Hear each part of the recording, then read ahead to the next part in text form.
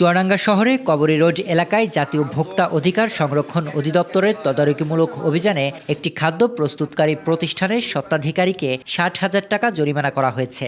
রোববার অভিযানে নেতৃত্ব দেন জাতীয় ভোক্তা অধিকার সংরক্ষণ অধিদপ্তরের চুয়াডাঙ্গা জেলা কার্যালয়ের সহকারী পরিচালক মোহাম্মদ মামুনুল হাসান।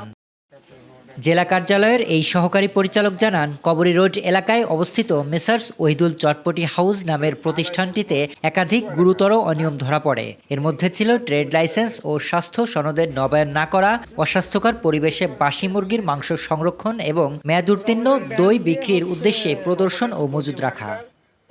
এসব অপরাধের দায়ে ভোক্তা অধিকার সংরক্ষণ আইন ২০০৯ এর ৪৩ ধারায় প্রতিষ্ঠানটির স্বত্বাধিকারী ওহিদুল ইসলামকে ৬০,০০০ টাকা অর্থদণ্ড প্রদান করা হয়। জরিমানার অর্থ তাৎক্ষণিকভাবে রাষ্ট্রীয় কোষাগারে জমা দেওয়া হয়েছে। জাতীয় ভোক্তা অধিকার সংরক্ষণ অধিদপ্তরটি জানায়, জনস্বার্থ রক্ষা ও নিরাপদ স্বাস্থ্য নিশ্চিত করতে এ ধরনের তদারকিমূলক অভিযান ভবিষ্যতেও নিয়মিত অব্যাহত থাকবে।